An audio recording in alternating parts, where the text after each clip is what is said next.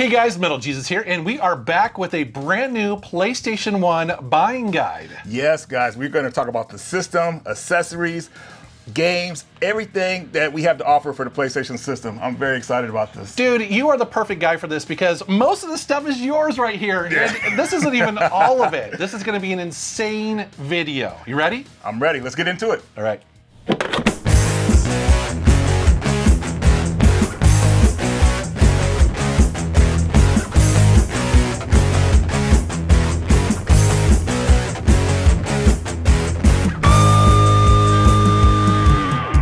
Guys, we're going to start with the hardware, and Sony put out a bunch of different versions of the original PlayStation. Yep. And this is the original right here. Yeah, what's cool about this version is that it has the audio video out and you can plug it into your stereo. Yeah, it's actually considered to be a very good CD player, like a music audio player. Mm-hmm. For a long time, people would try to find those who were like audiophiles. Yeah.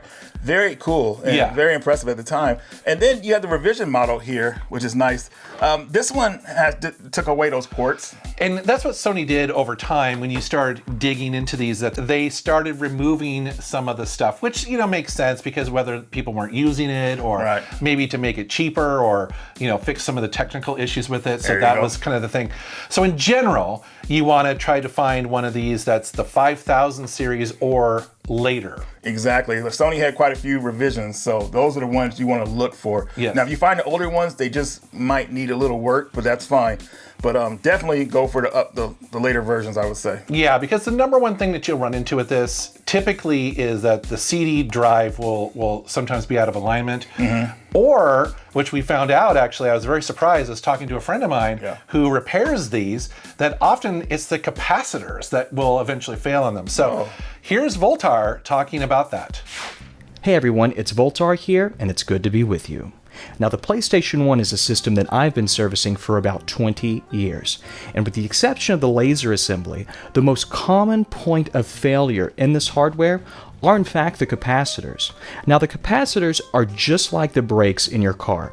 They're considered a wearable and will eventually, at some point in time, have to be serviced. Now, the capacitors found in both the power supply section of the PS1, in addition to the main board, are both susceptible to wear, meaning they've got to be serviced at some point. So if you're at a used video game store, maybe ask and inquire to see if the system has been serviced. And certainly if you're out on the flea market or if you're out yard selling, be aware of this, that this system, though it may look perfect, might require just a little bit of servicing to get it up and going. And if you don't know how to do that and you want to know, I offer all of my teachings for free. Come see me. Back to you, Metal Jesus. All good information, but Sony didn't stop there. They also released the small one. Yes, here is the PS1. Dude, when I first saw this at a GameStop, I wasn't looking for a PlayStation at that time, but I remember seeing that on the counter and thinking, it's so small. Yeah, how compact it is. It's amazing that they made this was a main system for them. You know, and this is actually my favorite version of the system, you know, and we'll get into that a little bit later why, but definitely if you see this one out there, I would say pick it up. It's a very good model. It looks good. And it does look really good. It looks like an Apple product. It has that little kind of Apple, you know, aesthetic to it, don't you think? Yeah, it does. It definitely does. But Sony didn't stop there. They actually surprised everybody and released this bad boy. The PlayStation Classic.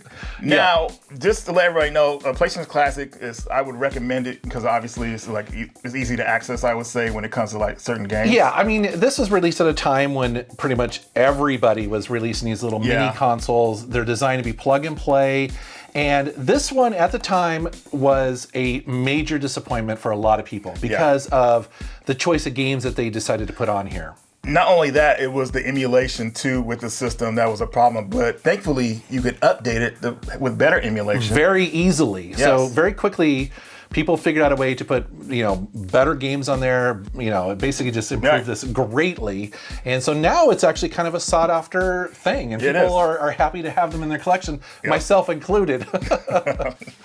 But if you're like me, you want to stick with kind of the original hardware because that's what you're passionate about. Yeah, you can do a lot with this system right here. But you can do even more if you mod it. And that's actually one of the really fun things about collecting for the PlayStation 1 today, because you can get, like you see here, I believe this is a skin replacement, you know, or shell replacement. Yep. And this one has modded HDMI out. Nice, dude. That's really cool, right? And it doesn't stop there. You're probably wondering what the heck this thing is here. Well, it's an SD card that plugs into the parallel port.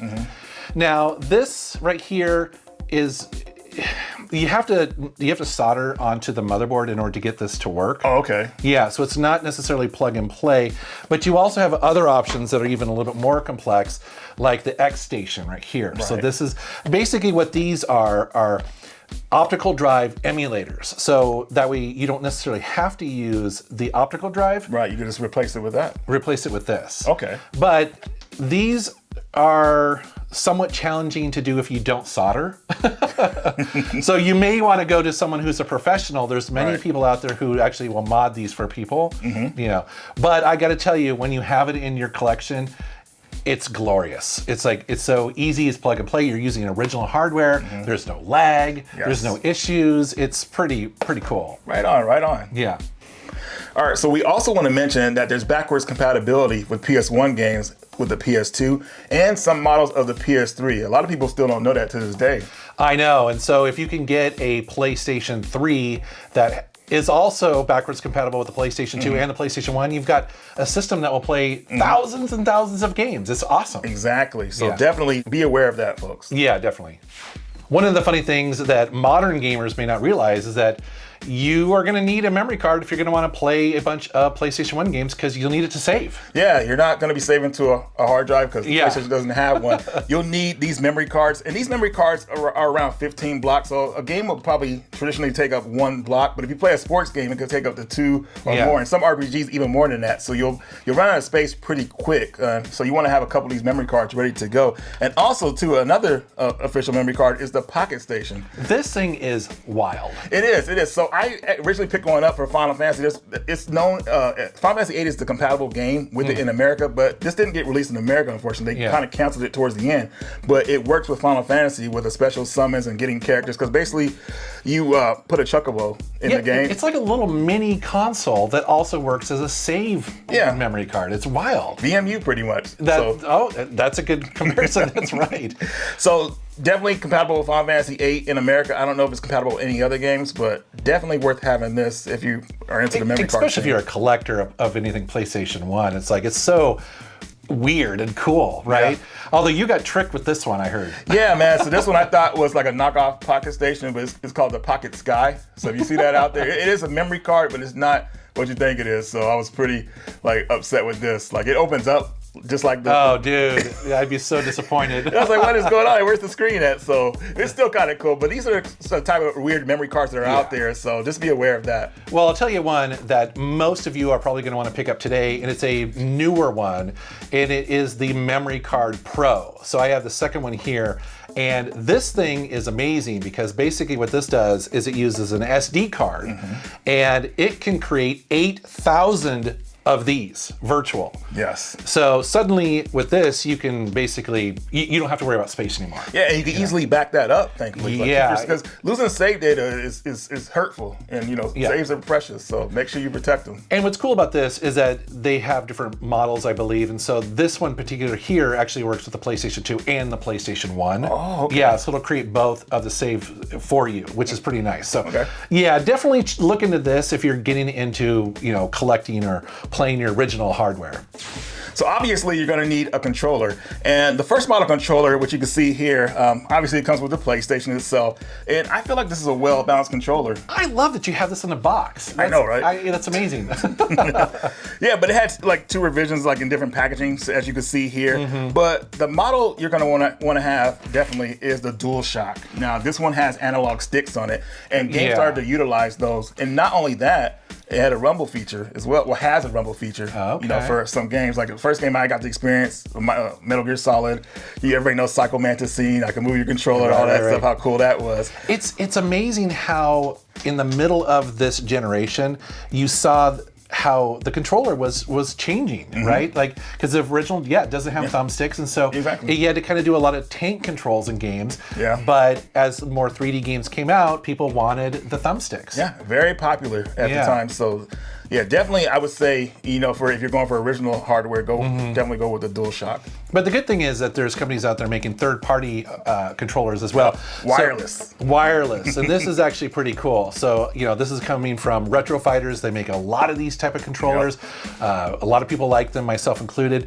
And it's simple. And again, it's wireless. So it's something that the original system didn't have. You know. Would you say like this controller format is like one of your favorite models of a controller? I would say what Sony started. Yes, absolutely. I mean, when this came out, and thankfully moving on even to the PlayStation 2, it was so comfortable for everybody, for most people's hands. Yeah. Because we would have parties where people would come over who hadn't played a console game in their life, and they would pick up a Sony PlayStation, you know, DualShock controller, and they were off to the races. They were having a great time. So, yeah, it's a timeless controller for a reason.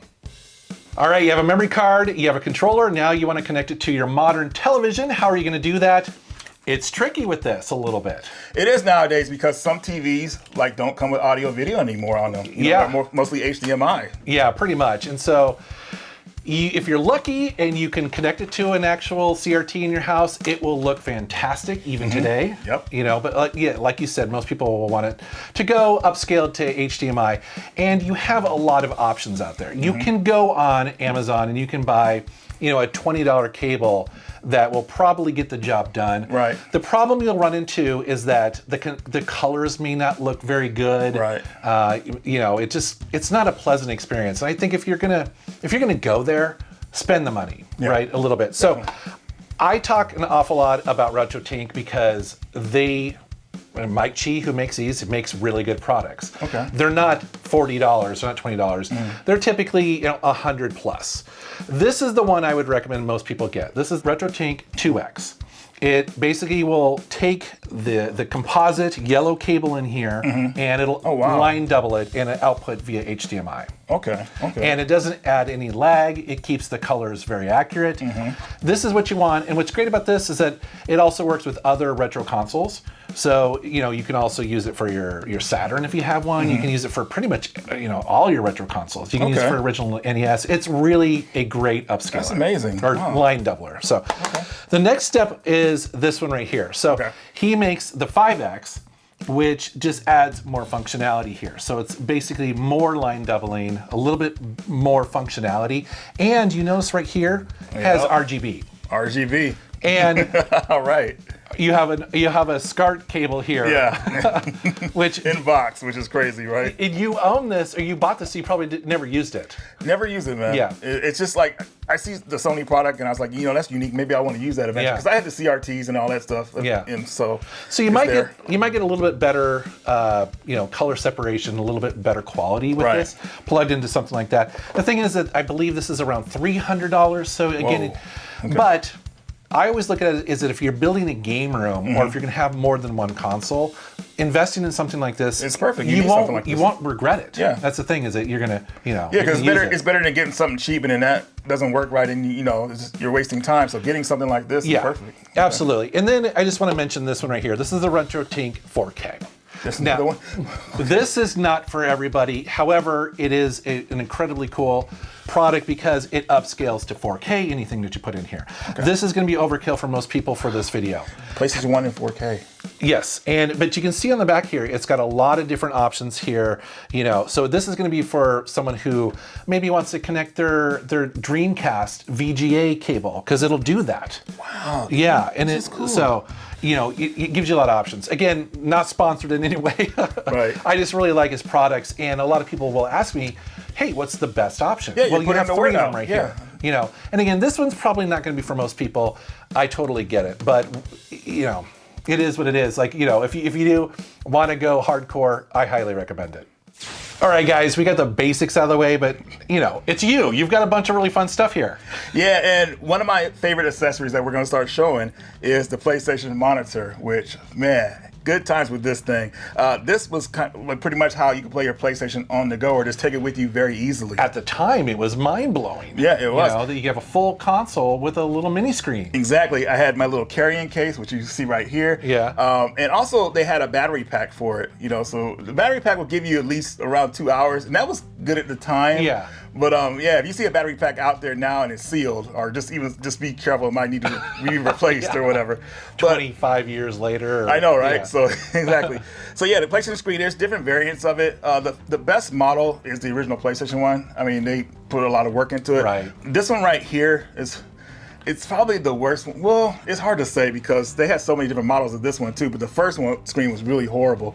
And that's true. Early LCD screens back then, they could be blurry, they could not be very color accurate or exactly. You know. And you're only saving a few bucks by getting the cheaper ones, so you might as well at that time have got the original ones. But this model actually started getting a lot better and started getting on par with Sony, so that's why I actually collected them.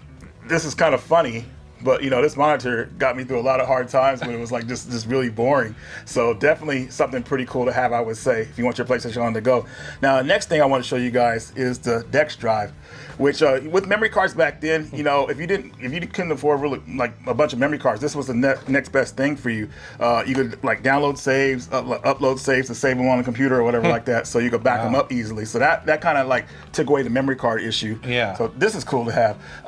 I don't know if more people use it nowadays, obviously, because there's so many better options like we showed earlier. Yeah, sure. But definitely pretty cool. Now, here is something cool. One-handed controller for the system. This is wild when you told me this. I didn't even know this thing existed. Yeah, so like if you play RPGs, I mean, that'd probably be the perfect controller for you, but definitely, you know. So you can basically eat a cheeseburger and, you know, play a game. Exactly, but this is just like a tip of the iceberg for the cool accessories that the PlayStation system had. Of course, you have your gun cons. Well, the Justifier, which I believe was the first one released for the system. So this is Konami's gun pretty much, and it would go with their games. You didn't need like a certain hookups. You just plugged it in the system and you could just aim at the TV and play. So this one's really cool, but it's only compatible with certain games made by Konami, just to let you guys know. And then, of course, you got the gun con, which and there are so many great light gun games for the PlayStation 1 that is one of the things today that I love about the system. Yeah. So, and then you have your knockoff ones too. The Cobra gun. Cobra. And that one works with another system and the PlayStation. Really? Yeah. Oh, that's cool. Still compatible. Needs Sylvester Stallone though, doesn't it? You know, like yeah, right. You're gonna talk Cobra. Come on. Now, here is a joystick for it. Mainly, we use joysticks like this for like fighting games or shoot 'em ups, or even if you're good at using them, you can use them for any type of game.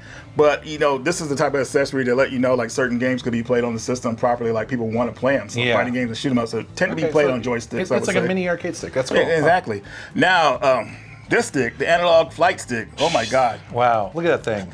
This thing is freaking a beast. And I only got one probably, I think it was like 12 years ago. And once I started playing the games this thing is compatible with, I was blown away. I was like, yes, dude, this controller is perfect. And what's funny, one of my friends collects these, and he still wanted to get mine from me. He said, "Hey, do you want that? Like, you got 4 of them." Well, they don't make stuff like that for consoles, right? You know, not that anymore. I'm aware of. So that's cool. And then this one right here, I was like, ooh, Sphere controller, yeah. Yeah. That one is, I know it's compatible with this a game on PlayStation called Forsaken. I love that game. So. Yeah, so that would be the perfect controller to play on it, man. Like, it's made for that one, so that's very cool. That's amazing. Then you got, of course, if you want to play 4-player games on the system, the one I can think of right now is like Crash Team Racing. You have this stick where you can play up to 4 players. This accessory, 4 players. And there's different models of this one, but this is the official Sony brand. Also, one of my favorite accessories on this device is the Game Shark. Why? Why would you need that? You need it sometimes because some games aren't polished enough, and you need a little boosting to get by a little bit faster, I would say. It's like leveling up in RPGs, I would say. I do. Dude, yeah, some games are pretty broken. Like Xenogears is hard to level up sometimes, and you need a little XP in Star Ocean. You know, Game Shark would help you out. You know, I think if you're going to go back to the original hardware, you might actually use that. Yeah, so definitely. It makes sense. Yeah. All right. Well, it's time for some video games. All right, so we're going to recommend some games that are great to play on the PlayStation 1. However, we are going to assume that you already know kind of the big heavy hitters. Right. So we're not going We're not going to cover like the Metal Gear Solids and the Gran Turismos and all that sort of stuff. You guys already know all about that. And if you don't know, we'll have a link up here to where you can click on them. Yeah, because absolutely, those games are classics for a reason. But, you know, we like to go a little bit deeper than that. So we're going to show some games that maybe you haven't heard of. Yeah, we're going to do like some recommended and some games to start off with. Games that are on the cheap, at least that we know of. So, well, hopefully. All right, do you want to go first? Yeah. So my recommendation is Covert Ops Nuclear Dawn. This is an action-adventure game. It has a style of Resident Evil, but it's as an action game, so very fun. It reminds me of that movie Under Siege. Part Really? 2. Okay. Next up for me is S-Cars. So this is kind of this is an arcade racing game that not a lot of people talk about. It's actually really well done. Okay. You know, there are a ton of them on the system at this point, but I love this one, and usually you can get it fairly cheap. Awesome. Next one I have is Puzzle Star Sweep. Usually called just Star Sweep, but for some reason they add puzzle to it in America. This is a puzzle game where you go against an opponent, so it's kind of like Tetris Attack or one of those games like that, or Puzzle Bobble. Okay. Very fun game. All right, next up for me, I love this game, Future Cop LAPD. This is a great, I would call it like a twin stick shooter. It is, you know, you're cruising around, blowing up stuff. You know, it's glorious, and it's exclusive to the system, so you got to pick it up. Definitely. Next one I have Gunfighter, The Legend of Jesse James. This is a gallery shooter, so kind of like games like Time Crisis. Very fun game, very unknown it seems, but yeah, definitely you should keep this on your list, especially if you have a gun con. Okay. Well, next up is Omega Boost, and I feel like people are starting to come around to this game because it's excellent. It's actually by the makers of Gran Turismo, believe it or not. So there's a high level of quality here. It's just an amazing mech shooting game that the camera's flying all around. There's stuff going all the time. It's awesome. Cool. All right, next one I got is Shooter Space Shot. Which sounds so generic.